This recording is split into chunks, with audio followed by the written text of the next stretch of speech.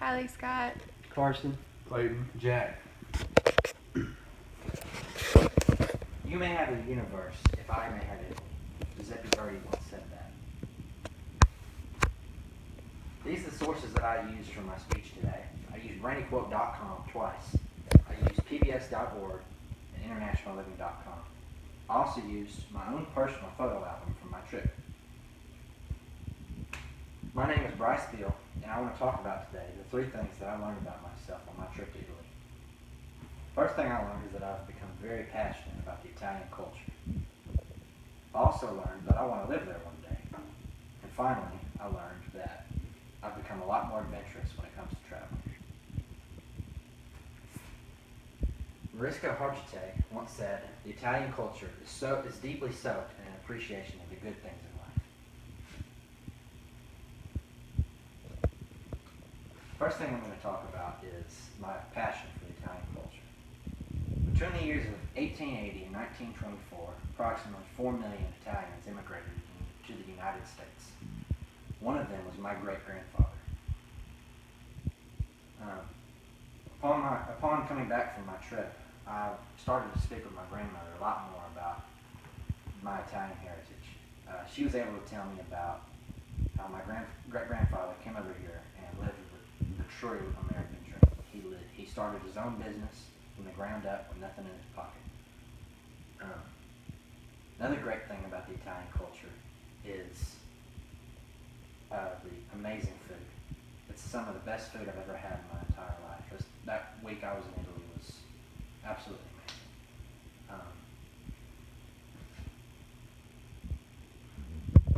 The next thing I want to talk about is how I want to live there one day.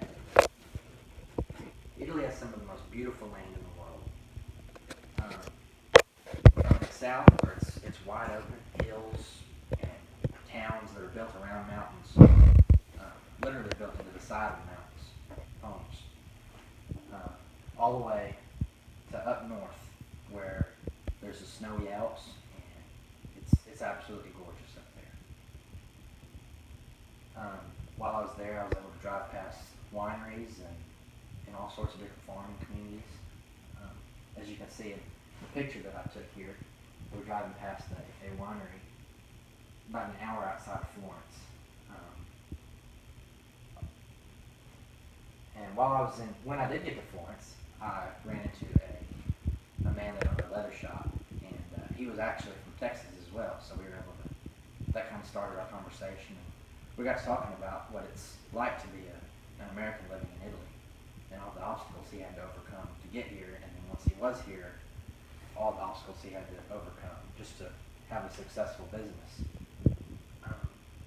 A quote that I found was, "The Italian economy is driven in large part by the manufacturing of high-quality consumer goods produced by small and medium-sized enterprises, much of which are family-owned and operated." Which I think would be really great for me, because I've always wanted to own my own small business one day. Since going to Italy, I've become a lot more adventurous. Before the trip, I was really hesitant about going. When my English teacher told me about it, I went home and I told my mom about it. I said, "Hey, can I go to Italy next spring break?" Just kind of jokingly. I was not serious about it at all. And she said, "You really need to do this. This would be great for your education. It's a once-in-a-lifetime opportunity." So I was real nervous about it. And then I found out a couple other friends were going to do it, and so I jumped on board. And now that I've been back, in the 4 years I've been back, I went to the Bahamas. I've been on several river trips where I can just take my friends and we have a spontaneous trip to the river.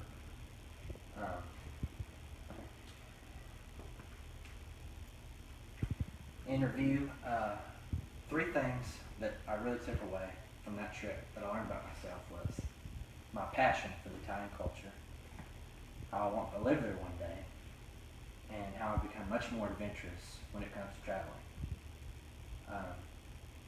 While in Italy, I had experiences that changed my life for the better. It was a once-in-a-lifetime opportunity. It's made me into a better man, made me a better person. Learned a lot about myself in those 10 days, and I'll cherish it forever.